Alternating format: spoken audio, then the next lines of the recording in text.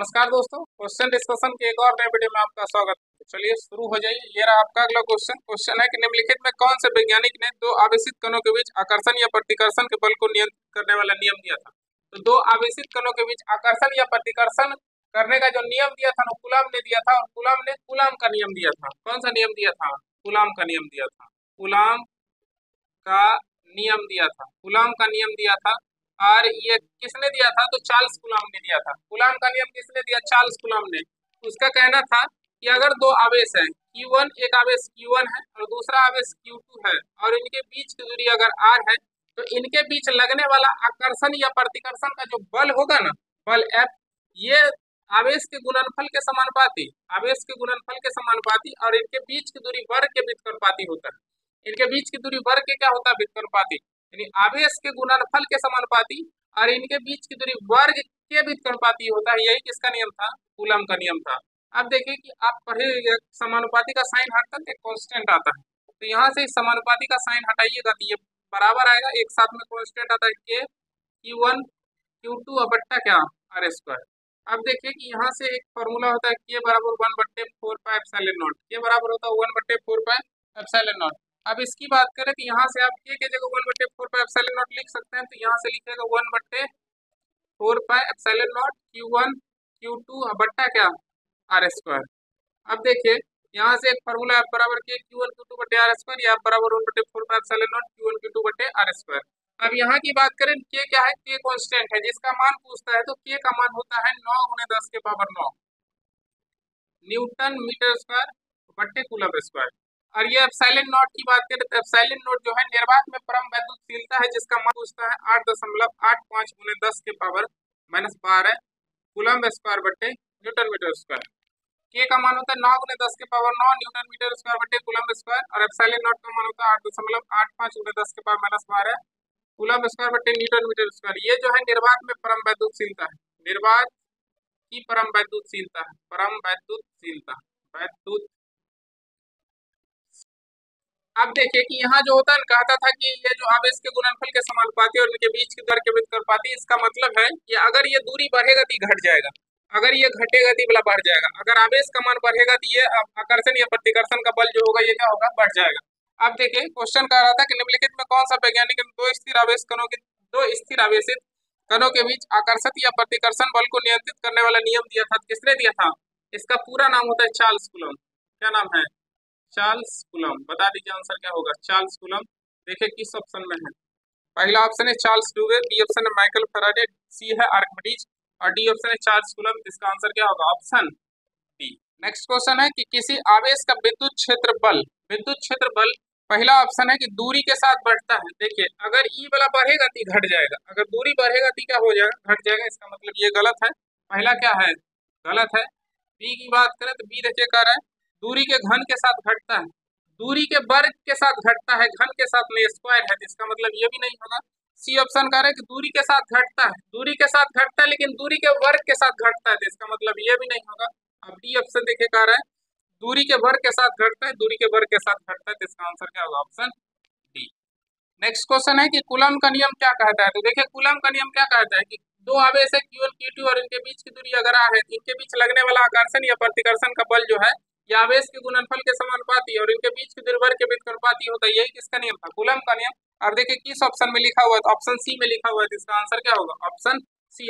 Next question है dash श्रेणी परिपथ का एक उदाहरण है। तो देखिए परिपथ की बात करें दो प्रकार के होते हैं। परिपथ जो होता है ये दो प्रकार के होते हैं, एक श्रेणी क्रम और दूसरा समानांतर क्रम।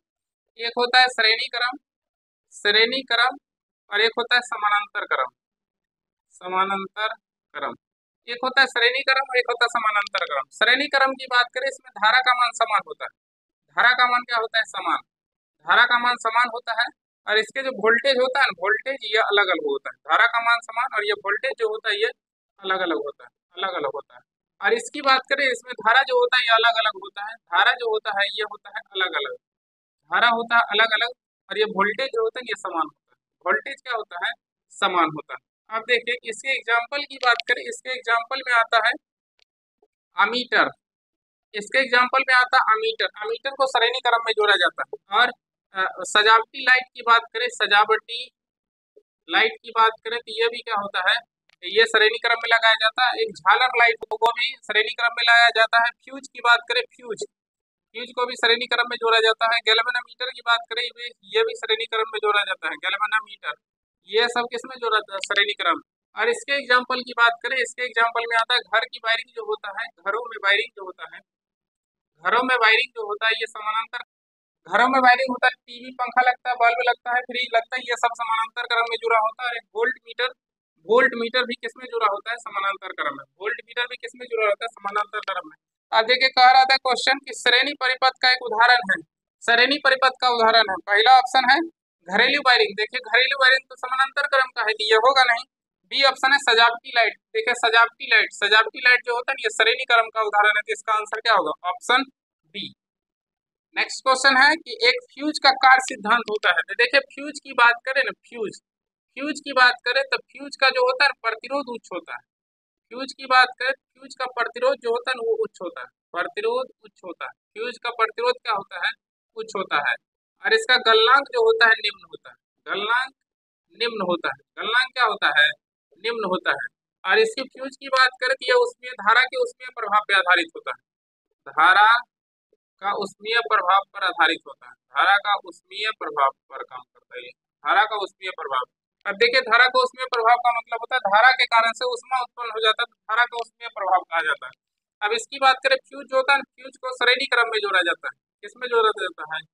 श्रेणी क्रम में जोड़ा जाता है। फ्यूज को श्रेणी क्रम में जोड़ा जाता है। अब ये फ्यूज की बात करें, ये फ्यूज शॉर्ट सर्किट से बचा देता है।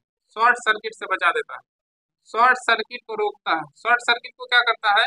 रोकता है। अब देखिए, अब पढ़ लीजिए। क्वेश्चन है कि फ्यूज का कार्य सिद्धांत होता है। तो देखिए फ्यूज का कार्य सिद्धांत क्या है? ये धारा के उसमें प्रभावी काम करता है। और इसका गलनांक कुछ निम्न होता है, प्रतिरोध कुछ उच्च होता है। किस क्रम में जुड़ा रहता है? श्रेणी क्रम में।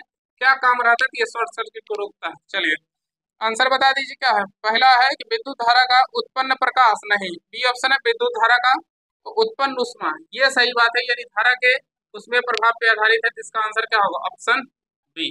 चलिए नेक्स्ट क्वेश्चन पे आ जाइए। नेक्स्ट क्वेश्चन है कि विद्युत परिपथ में विद्युत धारा के प्रवाह के कारण डैश के रूप में हानियां होती हैं। देखिए जब किसी परिपथ में धारा जाता है ना तो उसमें हानि होता है, उष्मा में हानि होता है। इसका आंसर बता दीजिए क्या होता है? ऑप्शन बी, उष्मा में हानि होगा। इसका आंसर होगा ऑप्शन करेक्ट। लघु पतित परिपथ में धारा, लघु पतित का मतलब, लघु का मतलब होता है छोटा, जब छोटा होगा तो उसमें धारा धीरे नहीं बहुत तेज बहेगा। तो इसका आंसर बता दीजिए। कारण कि अत्यधिक तेजी से बहता है। इसका आंसर क्या होगा? ऑप्शन ए, बहुत तेजी से बहता है। Option A. नेक्स्ट क्वेश्चन है कि श्रेणी क्रम संयोजन में प्रत्येक प्रतिरोध से गुजरने वाली धारा होता है। अभी तुरंत बताइए कि एक समानांतर क्रम होता है, एक श्रेणी क्रम होता है। तो देखिए श्रेणी क्रम की बात करें तो बताए थे श्रेणी क्रम में क्या होता है? श्रेणी क्रम में क्या होता है कि धारा का मान समान होता है। धारा क्या होता है? समान होता है। धारा समान होता है और इसका वोल्टेज क्या होता है? वोल्टेज जो होता है इसमें अलग अलग होता है। वोल्टेज अलग अलग होता है, अलग अलग होता है। अब देखिए कह रहा है क्वेश्चन कि श्रेणी क्रम संयोजन में प्रत्येक प्रतिरोध, यानी श्रेणी क्रम में बहुत सारे प्रतिरोध को जोड़ दिया। जब ऐसे जोड़ देता है तो यह श्रेणी क्रम होता है। यह श्रेणी क्रम में कह रहा है कि प्रत्येक प्रतिरोध का मान क्या होगा? इसमें प्रत्येक प्रतिरोध का धारा जो होगा सबका क्या होगा? समान होगा। अब देखिए पहला कार्य धीरे धीरे बढ़ता है, बी कार्य मोटाई के समानुपाती होता है, सी कार्य उनके प्रतिरोध के समानुपाती, और सारा अगला ऑप्शन है कि सभी प्रतिरोध में बराबर होता है। यानी सभी प्रतिरोध में धारा क्या होगा? बराबर, यानी सभी प्रतिरोध में धारा समान होगा, श्रेणी क्रम में होगा। आंसर क्या होगा? Option D. चलिए नेक्स्ट क्वेश्चन है कि कई प्रतिरोध को समानांतर क्रम में संयोजित करने से इनमें से किसके समतुल्य माना जाएगा?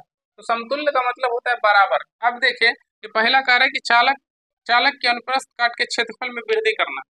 अब देखिए कि कह रहा है कि बहुत सारे प्रतिरोध है जिसको हम लोग समानांतर क्रम में जोड़ते हैं। बहुत सारे प्रतिरोध नहीं, दो को जोड़ करके दिखाते हैं आपको। जैसे अगर मान लीजिए एक प्रतिरोध ये है और ये दूसरा प्रतिरोध ये है, और मान लीजिए कि ये तीसरा प्रतिरोध ये है। अब इसका मान लेते हैं कि इसका 3 है, इसका 6 है, इसका 9 है। अब इसका जब टोटल प्रतिरोध निकालिएगा, टोटल प्रतिरोध का फॉर्मूला होता है 1/R। ये R पैरेलल में जो रहता है 1/R बराबर 1/R1 1/R2 प्लस 1/R3 ये डॉट डॉट 1/Rn होता है। मतलब ये आप जहां तक जोड़ सकते हैं। ये 3 है तो 3 को बराबर कर दीजिए तो 1/ क्या होगा? R बराबर 1/R1 का मान 3 है, R2 का मान 6 है, और ये R3 का मान कितना है? 9 है। इसको सॉल्व करिए, तो सॉल्व करिएगा तो 1/R बराबर होता है 3, 6, 9 का एलसीएम कितना होगा? 18 होगा। अब ये कितना बार में? 6, और ये प्लस कितना? 3, और ये कितना होगा +2। इसको सॉल्व करिएगा तो बताइए ये 6 3 9 2 11 बट्टे कितना होगा 18, 11 बट्टे 18। अब यहाँ से बात करें तो इसको ई जब उल्टेगा तो यहो उल्टेगा, तो यहाँ से लिखेगा r बराबर कितना 18 बट्टे 11। अब यहाँ से इसको भाग लगाइएगा तो 11 एकम 11 बचा 7, 11 6 के 66, तो कितना हुआ 1.6। जब आप प्रतिरोध को समानांतर क्रम में जोड़ देते तो इसका जो टोटल प्रतिरोध होता है ना, ये न्यूनतम से न्यूनतम होता है। देखिए इसका 3 है, 6 है, 9, तो न्यूनतम ये है।